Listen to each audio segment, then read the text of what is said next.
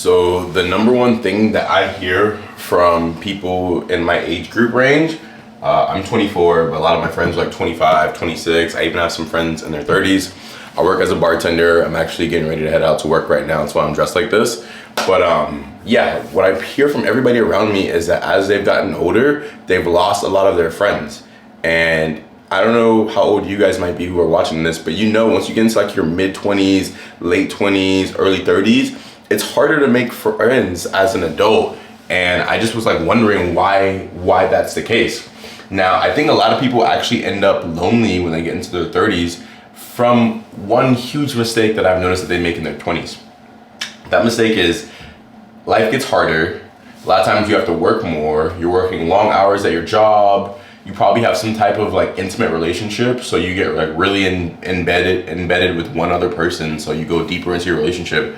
So you're tired from your job. When you're not at your job, you're probably with your partner, your boyfriend, your girlfriend, whatever.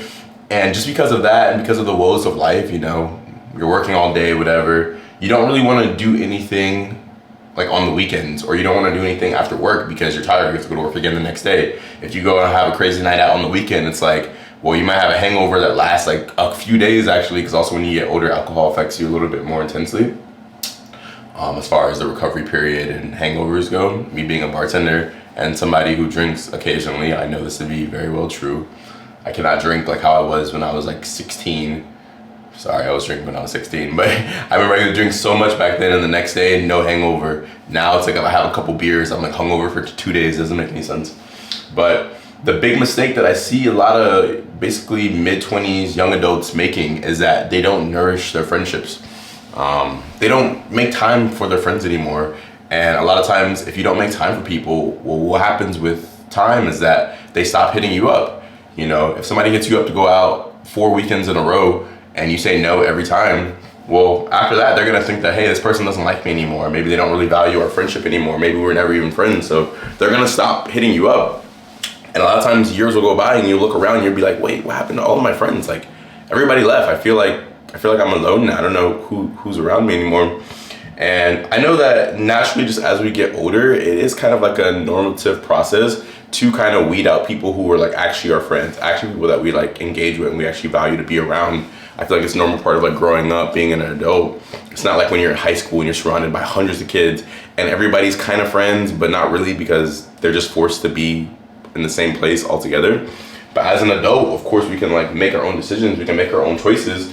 But because of that too, it's just like, it's so easy to like let the years go by and it's okay, well, you stopped talking to John, you know, a few months back because, you know, he just got married or something, or you stopped talking to Jill because she's about to have a baby and she's been really busy with that. And it's just like, you have to make sure you properly nourish like friendships and relationships because again, life gets hard. Like, it's like the Noah's Ark thing in the Bible. It's like, a lot of times we're gonna have our floods. It's not if a flood will come, it's when the flood will come. And in those moments, you're gonna wish that you had people around you besides just family that were there to support you, that were there to tell you like, hey, like I'm here for you, man. Like whatever you need, I'll be there for you. And it's really funny. I think that Europeans actually do it a lot better. So I was in Germany I guess it was probably about 6 months ago now. But one thing that I've always kind of seen like Europeans do pretty well, and that I've noticed just from like on the internet, having some friends who are European, I've dated like a French girl before, they really nourish their friendships and their relationships. Even I work with a French girl at one of the bars that I work at, and she's always like after work, she'll have like her friends come to the bar and she'll sit and drink with them, or sometimes she'll come in on her day off with some friends and they'll like hang out. In my head, I think like, yo, why is she always like hanging out with people? Like, isn't it like expensive to go out and stuff? Like, freaking, it's a lot of time that she's taking, whatever. But I realized that making those investments is really like a stock almost. It's like making those investments now, earlier on, while you're still in your 20s, when you still have youth vigor, when you're still able to mess up, you can go broke and bounce back. You don't have kids yet. You're not married yet. Like, you have more energy than what you're going to have when you're older. It's like you have to make those investments right now. And even like seeing somebody like her, I'm like, okay, well, she's not even from here. She's from France. But she's making sure to like have a community around her basically constantly. And that will probably like be worth a lifetime of memories, a lifetime of opportunities because she kept people around and like really made it her job, her mission. That's another thing too. I feel like because we do live in such like a capitalist economy here in the US, like we do center basically everything around money and stuff. It's like we're so focused on like getting to the bag, chasing the bag. I'm trying to stack it. I'm trying to stack the bag up. I don't want to do anything to lose my money, this and that. It's like we get so caught up in the rat race of like, okay, I just need to make money. I'm going to work long hours. I'm not going to go out on the weekend with friends because I don't want to waste any money. It's like we get too caught up in basically just money and like owning things, owning valuables, like having all like these like vain shows of wealth, like having a nice car, a big house and stuff. And even like how I said earlier about like Europeans, a lot of times, like, especially when I went to Germany, people were living not like they were poor, but everybody was being very frugal, and it was seemed as like normalized. Like it was very normal to go out and split the bill, and everybody pays exactly what they have, like what they bought. And yeah, it's like kind of like maybe seen a little bit as like penny pinching here in America, but it was really like people were just really being on top of it with their money and being smart with it in a way where it's like, okay, well, they can still go out and enjoy their friends, but everybody's not out here trying to flex all the time. I'm not flexing on you with my car that I drive in, the drop top whip, or I'm not flexing on you with my crazy new apartment that I just got, or my 17-foot flat screen TV, you know, like, so yeah, I really think that like for you, whoever's watching this, like your young adult self, and I know older people can vouch for this too, because I know a lot of older people that have like lost their friends.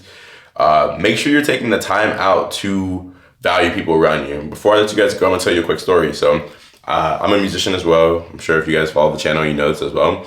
And one of my homies, who's also a producer, he hit me up 2 days ago. He was like, hey, like, what are you doing tomorrow? And I told him I had to work, but I don't normally go to work till like 4 or 5. So he's like, oh, I can pull up really early, like 10 a.m., 11 a.m.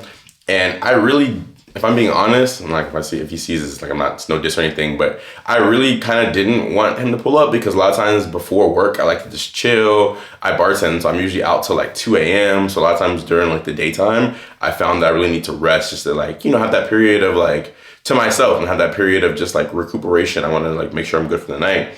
But he pulled up, and I'm honestly so grateful that I had him come through, because like, imagine if I would have told him like, oh, I know, man, I work the next couple of days, but let's try again next week.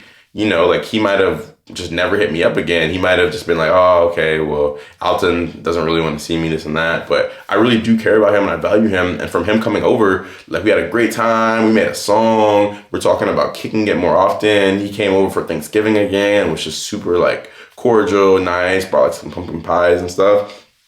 And it's in those little moments, those tiny moments when like your brain is telling you like, yo, don't do it, don't hang out with this person, like you're tired, you need to rest, this and that. A lot of times you have to push past it. Like it's almost like a muscle that you need to work out. Like people, if you watch the channel, you're probably into like self-development, personal improvement, things like that. It's almost like a muscle, like going to the gym. Like you make the effort to go to the gym even when you're tired, even when you don't want to, because you know it's good for you. You make the effort to eat healthy foods, to make sure you're putting the right things in your body so you're feeling it the right way. Even though maybe you don't want to, maybe you want to eat junk food and pizza and fried chicken every day. You make the effort to looks max and get your looks right because, you know, you want to be able to be out there in the dating market. You make an effort to actually approach women and, you know, make sure you have a good dating app profile, or make sure you know how to like just speak to women in general so you can like talk to them like when the time arises.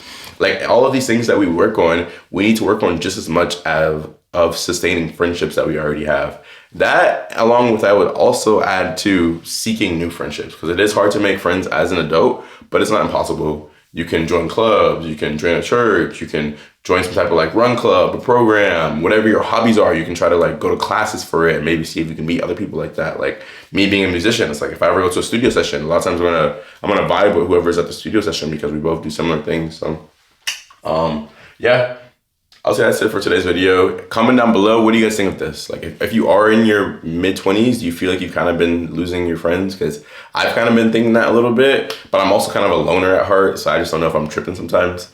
But if you guys like today's video, make sure you give it a thumbs up, hit the subscribe button, and turn on post notifications, because I post videos every single day. And if this video resonated with you, check out this video about Gen Z love and why Gen Zers aren't really dating anymore. I love you guys. I'll speak with you very soon. I'll see you tomorrow.